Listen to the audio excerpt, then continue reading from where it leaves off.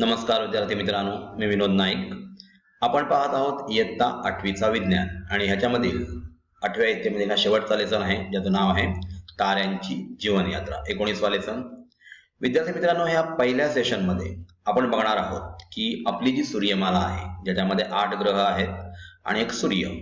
हे सूर्याभोवती 8 ग्रह फिरत असतात. जशी आपली पृथ्वी फिरत असते त्याप्रमाणे इतर 8 ग्रहही फिरत असतात. तर अशा प्रकारची यांची जी ऑर्बिट आहे ती कशा प्रकारे या सूर्यमालेत आहे.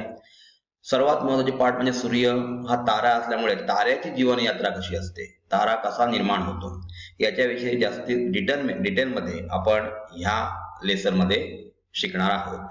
त्याच्यामध्ये आपण बघणार आहोत की मिल्की वे म्हणजेच आकाशगंगा या दीर्घिकेमध्ये आपली पृथ्वी आहे. अशा बऱ्याचशा सूर्यमाला विश्वामध्ये असाव्यात असा खगोलशास्त्रज्ञांचा अंदाज आहे. तर त्याच्यापैकी आपण आकाशामध्ये बघत असताना असंख्य तारे आपल्या डोळ्याला दिसत असतात. त्याचप्रमाणे काही धूमकेतू म्हणजे कॉमेट दिसत असतात, लघुग्रह दिसत असतात आणि हे पाहण्यासाठी आपण दुर्बीणचा वापर करतो. जसे हबल स्पेस टेलिस्कोप आपल्याला माहितच आहे, रशियाने सोडलेली 1961 साली. आणि पृथ्वीच्या विरुद्ध दिशेला म्हणजे अवकाशासंबंधी माहिती ही हबल स्पेस टेलिस्कोप देत असते आणि आपल्याला विश्वाविषयी माहिती मिळत असते.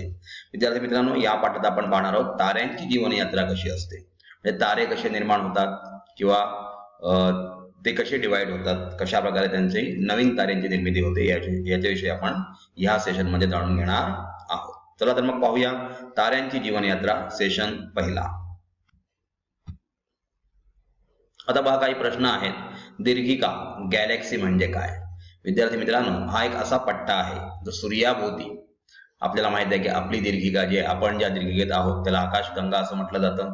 मिल्की वे मध्ये आपण आहोत. त्याच्यामध्ये असंख्य लघुग्रह आहेत, काही ग्रह आहेत. 8 ग्रह आपल्याला माहिती आहे. आपण बुधापासून सुरुवात केली, बुध, मंगळ किंवा त्याच्यानंतर पृथ्वी, शुक्र म्हणजे Venus, Jupiter, Saturn, Uranus, Neptune हे ते ग्रह आहेत. प्लुटो हा ऑर्बिटचे नियम फॉलो करत नाही म्हणून त्याला सौरमालेतील 9वा ग्रह जो होता तो काढून टाकलेला आहे. आणि अशा प्रकारे ग्रह आपल्याला माहितच आहेत. आणि त्याचप्रमाणे असंख्य तारे आपण रात्रीच्या वेळी आकाशात बघत असतो. साधारण 4000 तारे आपण एका वेळेला बघू शकतो. टेलिस्कोपच्या माध्यमातून आपण त्यांचं स्वरूप सुद्धा बघू शकतो. काही ग्रह सुद्धा आपल्याला फिरताना दिसतात. ताऱ्यांना आपल्याला माहिती आहे स्वतःचा प्रकाश असतो, ग्रहांना स्वतःचा प्रकाश नसतो. आता बघा, आपल्या सूर्यमालेत कोणकोणते घटक आहेत. मी तुम्हाला आत्ताच सर्व घटकांची माहिती सांगितलेली आहे. ते जे घटक आहेत ते सूर्यमालेत आहेत. उपग्रह म्हणजे काय? आता आपल्याला माहिती आहे, आपल्याला चंद्र हा एकमेव नॅचरल सॅटेलाइट आहे, नैसर्गिक उपग्रह आहे. आणि बाकीचे आर्यभट्ट किंवा ऍपल, एज्युसॅट अशा प्रकारचे उपग्रह आपण कृत्रिमरित्या सोडलेले आहेत. तर उपग्रह म्हणजेच ग्रहांसारखाच भाग, त्यांना स्वतःचा प्रकाश नसतो. ते सूर्याच्या प्रकाशामुळे प्रकाश परावर्तित करतात आणि आपल्यापर्यंत तो प्रकाश सोडत असतात. तारे व ग्रह यांच्यातील प्रमुख फरक मी तुम्हाला आत्ताच सांगितला की ताऱ्यांना स्वतःचा प्रकाश असतो. ते स्वतः म्हणजे सूर्य हा एक मोठा तारा आहे. सूर्य आपल्या जवळ असल्यामुळे तो आपल्याला मोठा दिसतो, तर तो स्वतःचा लाईट स्वतः इमिट करत असतो. ग्रह अशा प्रकारे लाईट इमिट करत नाहीत.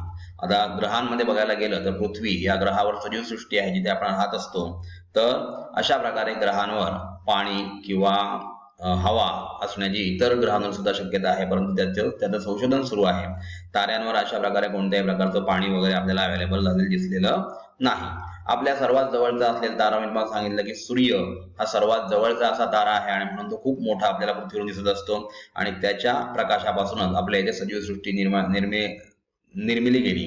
म्हणजेच त्यांच्यामुळे उत्पादक प्लांट्स तयार झाले. त्याच्यानंतर त्याच्यावर आढळणारे प्राथमिक, द्वितीयक आणि तृतीयक भक्षक आणि त्याच्यानंतर आपलं अन्न सुद्धा आपण या प्रोड्युसर पासून म्हणजे उत्पादकांपासून मिळत असतो. आता हे प्रोड्युसर अन्न कसं तयार करतात तर सूर्यप्रकाशामुळे. आपल्याला हे सर्व फोटोसिंथेसिसची स्टोरी आपल्याला माहितच आहे.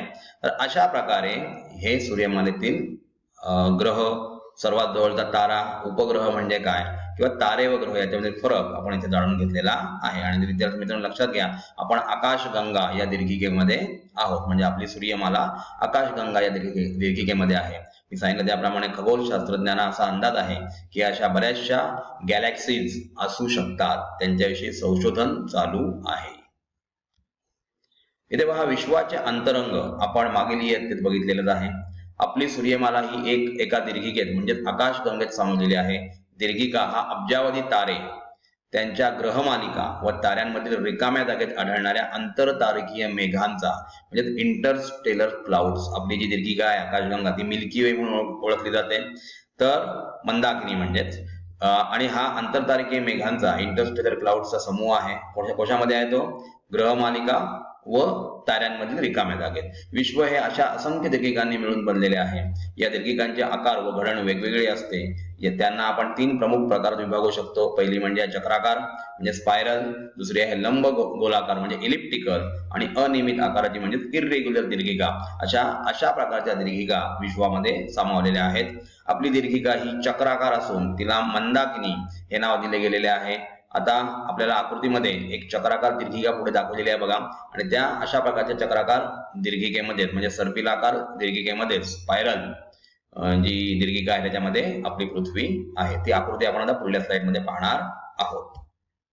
इथे पहा विद्यार्थी मित्रांनो, विश्वाबद्दल ही माहिती जी आहे ती आपल्याला टेलिस्कोपच्या मार्फत किंवा आपण जे स्पेस शटल सोडले त्यांच्याद्वारे मिळालेली आहे. एक चक्राकार दीर्घिका बघा, आपली सूर्यमाला अशाच एका दीर्घिकेत स्थित आहे. आपल्याला फिगरवर दिसतं की चक्राकार म्हणजे आपल्याला दिवाळीमध्ये जसं चक्र फिरत असतं भुईचक्र, त्याप्रमाणे हे भुईचक्रासारखे इमेज आपल्याला दिसत आहे आणि अशा प्रकारच्या दीर्घिकेमध्ये आपली पृथ्वी आहे. पहा विद्यार्थी मित्रांनो, आपण रात्री आकाशात पाहिले तर आपल्याला फक्त ग्रह व तारे दिसतात. मग इतर घटकांविषयी आपल्याला माहिती कुठून मिळते? तर या प्रश्नाचे उत्तर आहे दुर्बीण. यापैकी अनेक दुर्बिणी पृथ्वीच्या पृष्ठभागावर ठेवलेल्या असतात, तर काही दुर्बिणी मानवनिर्मित कृत्रिम उपग्रहांवर ठेवलेल्या असतात. म्हणजे आपण काही उपग्रह अवकाशात सोडतो आणि त्यांच्यामध्ये दुर्बीण सुद्धा असतात.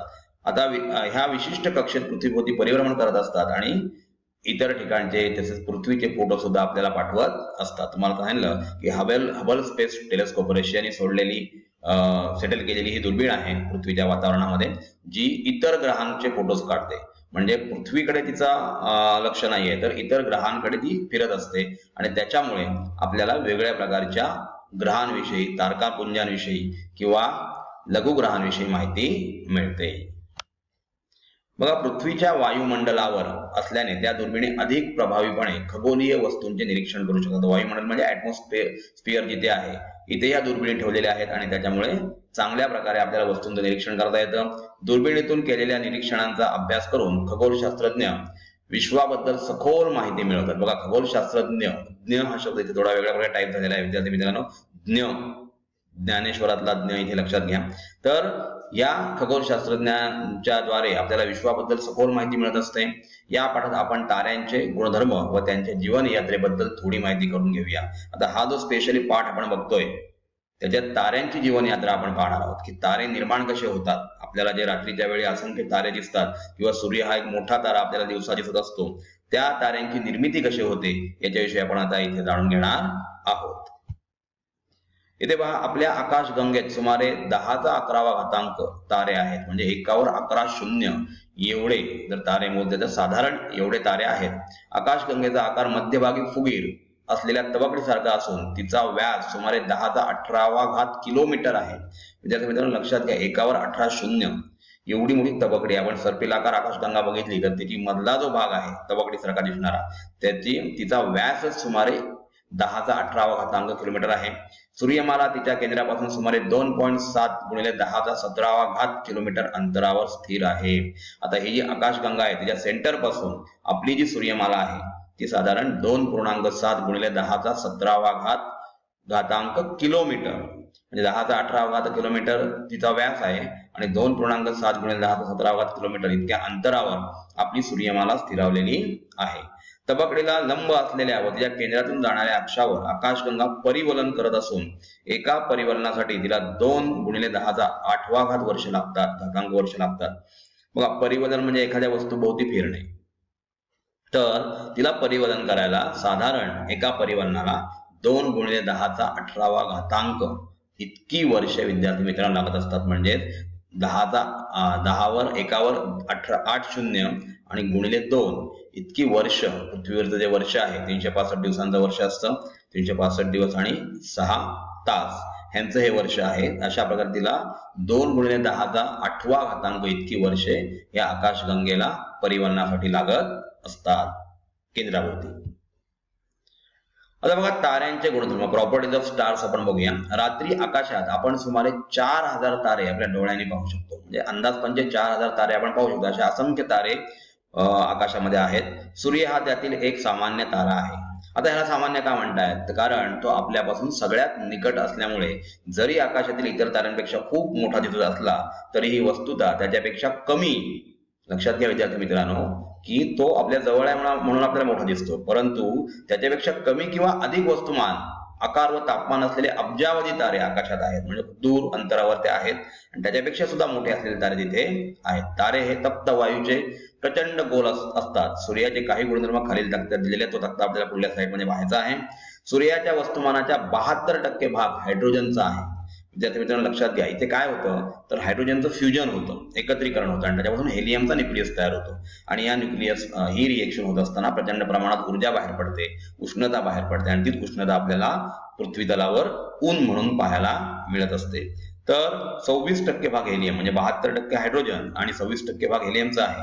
आणि उरलेला 2% भाग आहे तो हेलियमपेक्षा अधिक अणुक्रमांक असलेल्या मूलद्रव्यांच्या अणूंच्या रूपात आहे. अशा प्रकारे ह्याची सूर्याच्या पृष्ठभागावरची रचना आहे.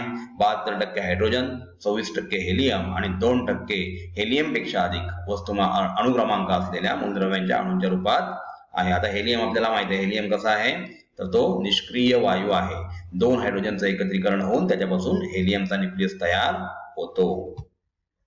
इथे पहा सूर्याचे गुणधर्म विद्यार्थी मित्रांनो आपल्याला दिलेले आहेत. याचं वस्तुमान साधारण 2 × 10³ किलोग्रॅम आहे. त्रिज्या